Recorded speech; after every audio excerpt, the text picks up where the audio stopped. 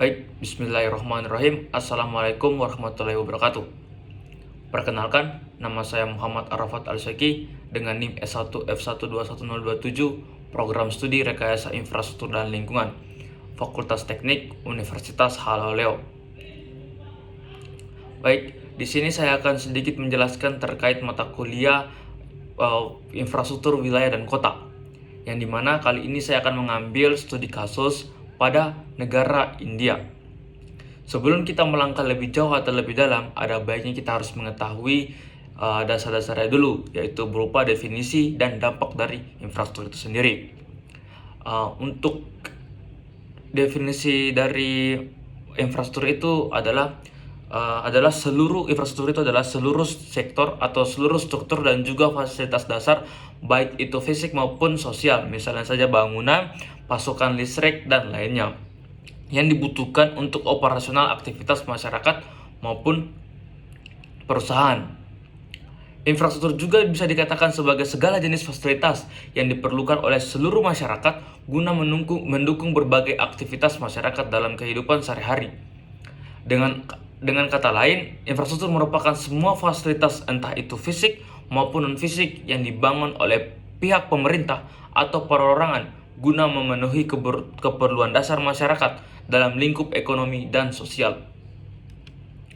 Umumnya infrastruktur merujuk pada pembangunan secara fisik untuk fasilitas umum, misalnya saja seperti yang pertama itu jalan raya, pelabuhan, rumah sakit, sekolah, pengolahan limbah, air bersih, bandara udara, dan masih banyak lagi. Selain itu, infrastruktur juga bisa merujuk pada hal-hal yang teknis seperti mendukung kegiatan ekonomi dengan cara menyediakan moda transportasi, distribusi barang dan juga jasa, dan lain sebagainya. Demikianlah itu adalah sebuah definisi dari infrastruktur sendiri. Selanjutnya kita melangkah kepada dampak dari infrastruktur itu sendiri. Dampak dari pembangunan infrastruktur yaitu bisa menjadi pendorong pertumbuhan ekonomi masyarakat pada umumnya. Namun, juga sebaliknya, pertumbuhan ekonomi juga bisa menjadi salah satu tekanan bagi infrastruktur. Sehingga, pertumbuhan ekonomi yang bersifat positif bisa mendorong peningkatan kebutuhan masyarakat akan berbagai macam infrastruktur. Peran infrastruktur di sini yaitu sebagai penggerak di sektor perekonomian dan bisa menjadi pendorong berkembangnya sektor-sektor terkait pada multipilar. Pada akhirnya, hal itu menciptakan lapangan bisnis yang baru untuk memberikan output yang berasal dari hasil produksi sebagai input untuk konsumsi. Dalam sebuah pembangunan ekonomi akan memberikan dampak di dalam pertumbuhan ekonomi masyarakat dan juga kualitas hidupnya. Pertumbuhan ekonomi sendiri akan memberikan pengaruh terhadap investasi, sementara peningkatan kualitas hidup akan memberikan pengaruh kepada kesejahteraan masyarakat secara umum. Sebab dengan adanya pembangunan infrastruktur bisa mengurangi kemiskinan dan jumlah pengangguran di sebuah negara. Selanjutnya kita masuk kepada untuk studi kasus pada negara India. Pembangunan seperti kita ketahui bersama, di negara India memiliki populasi penduduk yang begitu besar. Oleh karena itu, ketika populasi kehidupan manusia di suatu negara yang begitu tinggi, maka harus disokong atau didukung dengan adanya infrastruktur. Mengapa dikatakan demikian? Karena infrastruktur seperti di definisi yang di awal tadi sebagai pendorong atau sebagai fasilitas untuk menyokong suatu perekonomian dalam suatu daerah. Bagaimana bisa perekonomian meningkat apabila infrastrukturnya itu tidak memenuhi standar kehidupan manusia yang ada di sana? Bagaimana bisa perekonomian akan berputar di sana ketika infrastruktur yang dibangun pada suatu negara tidak memadai? Infrastruktur di negara India memang sebenarnya sudah ada. Namun yang perlu diketahui, infrastruktur yang ada di India tidak dibuat berkelanjutan. Artinya di sini diperlukannya pembangunan infrastruktur berkelanjutan di India.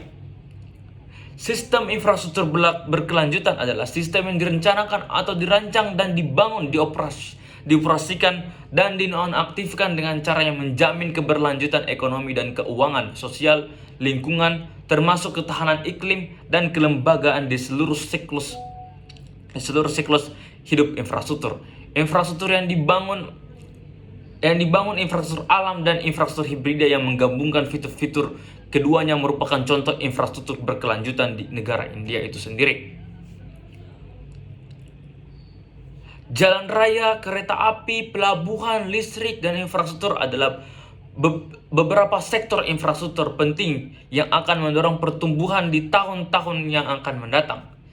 Jalan raya dan jalur kereta api menyumbang lebih dari separuh belanja modal keseluruhan pusat selama 2 tahun terakhir. India tidak hanya membutuhkan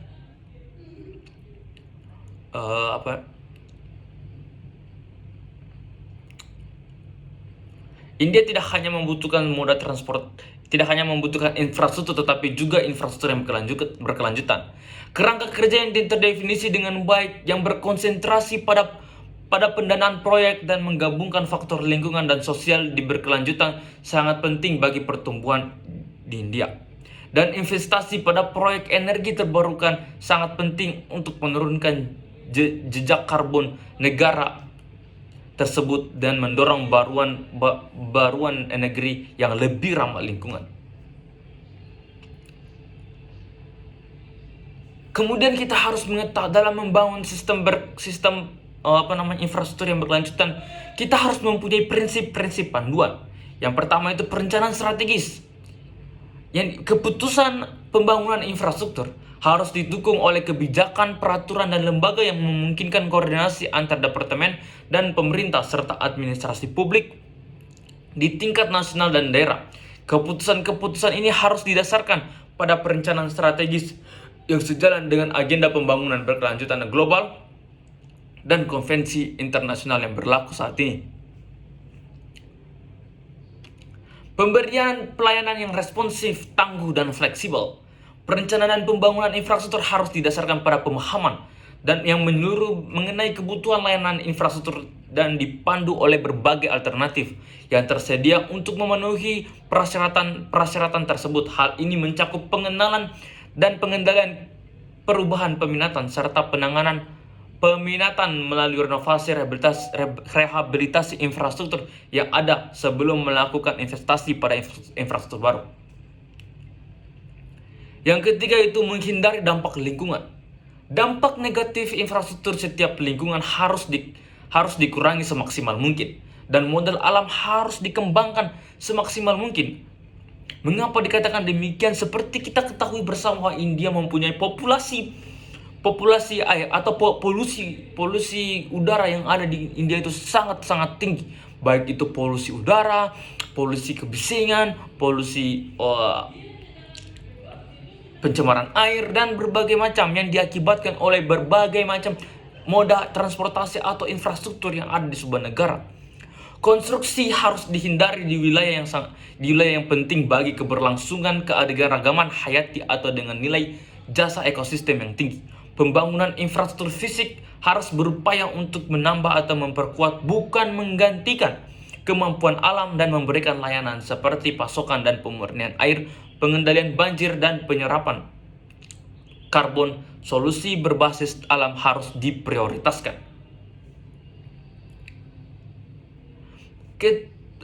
Selanjutnya itu meningkatkan manfaat ekonomi. Infrastruktur harus menciptakan lapangan kerja, penting. Harus mendorong bisnis lokal dan menyediakan fasilitas yang bermanfaat bagi masyarakat untuk memaksimalkan dan melindungi keuntungan ekonominya. Selanjutnya itu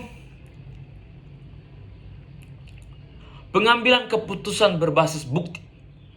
Pembangunan dan administrasi infrastruktur sepanjang siklus hidupnya harus dipengaruhi oleh indikator kinerja utama yang mendorong ke pengumpulan data, termasuk data yang dipilah berdasarkan kelompok pemangku kepentingan.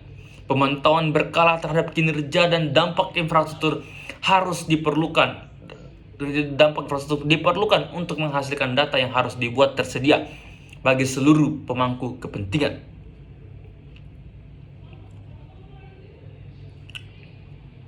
Baik, eh, itu saja yang dapat saya sampaikan, atau itu saya dapat yang saya jelaskan mengenai infrastruktur atau infrastruktur di suatu negara. Yang kali ini saya ambil yaitu negara India, yang dimana saya memaparkan bagaimana sistem infrastruktur yang infrastruktur berkelanjutan yang dibangun oleh suatu negara, yaitu negara India, yang dimana mereka membangun infrastruktur yang harus lebih memerhatikan lingkungannya, lebih memerhatikan keputusan yang diambil, lebih memerhatikan urgensi dari infrastruktur yang diambil, dan lain-lainnya. Jadi